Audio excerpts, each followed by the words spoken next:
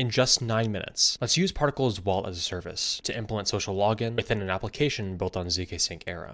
zkSync Era is a layer 2 zk rollup that scales Ethereum and of course inherits 100% of its security. This intrinsic scalability leads directly into pretty impressive performance, so fast transactions, low transaction fees, and of course in the case of zkSync, native account abstraction. zkSync is at the forefront of really exciting Ethereum scaling solutions, specifically one that's centered very closely around user experience without compromising security. Thus, this makes zkSync a great contender for developers looking to build consumer-facing applications. It's for this exact reason that a little while back we decided to support the zkSync Era mainnet and Go Early testnet natively within our wallet as a service. What this means is that when you're building an application on zkSync, you can take advantage of the intrinsic UX capabilities of zkSync by implementing social login, so onboarding users through their Google account, Twitter account, and so on, and then facilitating interaction with this account through an embedded wallet, thus refining and streamlining the interaction experience of your application to feel very Web2 adjacent and specific to your exact use case. So this is why today, in just 9 minutes, we're going to go through the process of building a simple application that connects to the zkSync Era Go Early testnet and onboards a user through their social login, either their Google account or their Twitter account, and then tests that interaction through a sample transaction. So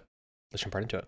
So like I mentioned, we're going to be building a pretty simple application. This will be around 90 lines of code, in which we'll be basically implementing Particle's wallet as a service to onboard a user entirely through a social login, resulting in a non-custodial embedded wallet that they can use to then send a sample transaction. In this case, a burn of about 0.001 ETH. Let's go ahead and get started. To begin, I want to import a number of different libraries. So we can start with React, as well as use state and use effect. Additionally, from Particle Network, we can import Particle Network, and that'll be from @particle-network/auth. You can also import Particle Provider from @particle-network/provider. Additionally, specifically for zkSync, you can import zkSync Era testnet from @particle-network/chains. Now, of course, we'll also need ethers, along with optionally notification from Anti. And then we can close this out here by importing our CSS. Okay, so now that we have all these imported, we'll need to begin before we actually build our application by configuring Particle Network itself. To do this, we'll need to create a variable called Particle. That'll be new Particle Network, in which we can pass in an object with our various different configurations. Although before we build that object, let's first head over to the Particle dashboard and retrieve a few key values that we'll need for the configuration right here. Okay, so I'm now here on the Particle dashboard. Let's go ahead and click on Add New Project. I'll name this zkSync Demo and click Save. Now, specifically in here, we'll need to grab the project ID, client key, as well as the app ID. Although as you can tell, we don't have the app ID. So to retrieve it, we'll first need to create an application on either iOS, Android, or web. I'll select web. I'll name this again zkSync Demo, and I'll throw in the domain which I'm hosting it right here. Although, of course, if you have yet to get to the point where you're hosting your application on a domain and you're just running it on localhost, then you can throw in any filler domain here and it'll still work. So I'll go and click OK, and there we go. There's a lot more to this dashboard. Of course, you can customize the actual interface itself, access our paymaster and bundler, our RPC nodes, and so on. But for now, we just need to copy the project ID, the client key, and the app ID. Now we can throw those into environment variables within our application and continue. I can go and start in here by setting our project ID. In my case, it'll be process.env.react app project ID. I can do the same thing for my client key, along with my app ID.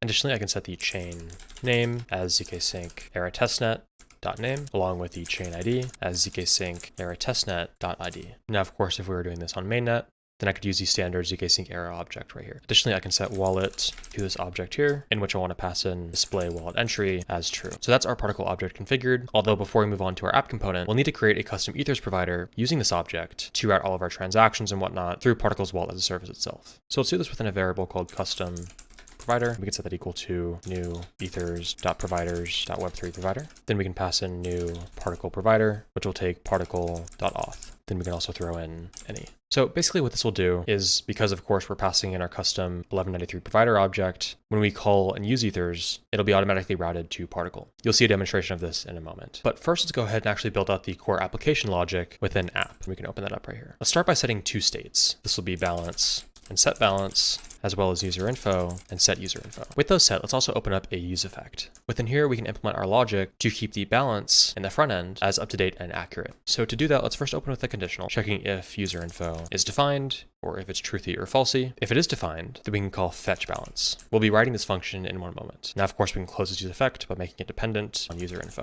Okay, so let's go ahead and write the fetch balance function as fetch balance. That'll be asynchronous. Basically, we can do this whole function in about 2 lines of code. To start, we'll need to pull the balance in balance response. And to do that, we can do await custom provider.get balance, which will take await custom provider.get signer.get address. Now this will pull the balance of our address in way. So we'll want to go ahead and set that balance within our state through set balance, although we'll need to set it as an ether value instead of way, in which case we can use ethers.utils.formatEther and pass in balance response. All right, so that's our balance logic done. Now on our front end, we'll have a mechanism to retrieve the balance of the user, update it when we need to, and of course, display it as a readable format. Let's now go ahead and create our logic for the social login. Let's do this within a function called handle login. That'll take one parameter called preferred auth type. And now similar to fetch balance, we can do this in about 2 lines of code. To start, we can open with a 1-line conditional. We can save the result of that conditional in a variable called user. And basically we'll be checking the status of whether or not a user is logged in. So we can do this with particle.auth.isLogin. Now, if they aren't logged in, so if this returns true, meaning isLogin returns false, and that's of course inverted to a true value, then we can call await particle.auth.login and then pass in preferred auth type. Otherwise, if the user is logged in, then we can simply call particle.auth.getUserInfo. Then similar to balance, we'll need to set that state with set userinfo and then pass in user. Let's go ahead and close this off with our final function. This will be execute tx. Now, basically within this function, we'll want to send a transaction. In this case, just a basic sample transaction in which we burn 0.001 ETH. So basically just sending it to a dead address. This will be quite simple. We can start by retrieving the signer custom provider.getSigner. Then of course we'll need to construct the transaction object containing all of our core transaction details. You can keep this to just 2 values basically. The first will be the to field, which in my case will be this dead address right here. And then we can fill in the value field as ethers.utils.parseEther 0.001. This will convert an ether value of 0.001 to way. So now with our signer retrieve and our transaction object constructed, we can send the transaction in a variable called txResponse, which will be await signer.send transaction, and then passing in tx. Now, of course, we'll also want the receipt of this transaction within txReceipt, where we can basically just do await txResponse.wait, and then that will save the transaction receipt, including the transaction hash, to txReceipt. So now to close off this function, we can throw notification.success. This is optional, purely a front-end element to display the transaction hash. So I can set message to txReceipt.transaction hash. And that's it. We've gone ahead and fetched the user's balance, logged them in through a social account, and executed a sample transaction. We can go ahead and end this off by formatting our JSX within a return statement right here. Although usually I skip this part because it can be a little bit redundant. So I'll go ahead and get this done and then come back.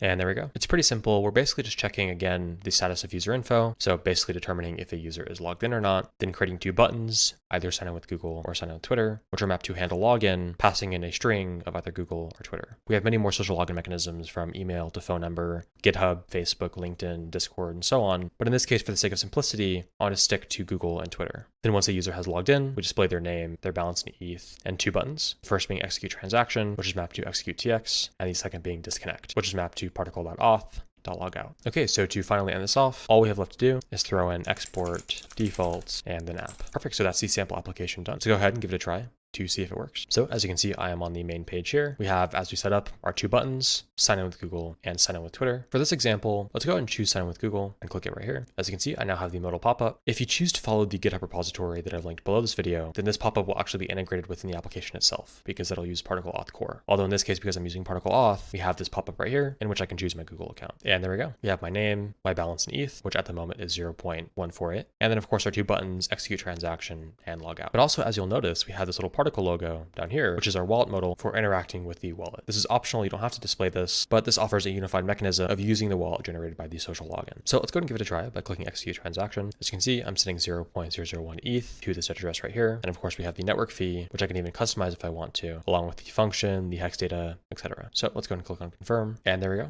We already have the transaction hash ready. So let's go ahead and copy this and head over to the zkSync testnet explorer and check it out. We have the transfer from my address to this dead address for 0.001 ETH. Building consumer-facing applications on zkSync using Wallet as a Service for social logins and embedded interaction is simple. As you can see, we built that entire application in around 85 lines of code. If you'd like to learn more about Particle Network, then I'll have an explainer video linked below. Additionally, if you'd like to view the code for a similar sample application that achieves the same thing, but instead using our Auth Core SDK, then I'll have that GitHub repository linked below. Additionally, if you'd like to try either our primary web demo or the demo that we built today, then you can also find both of those below.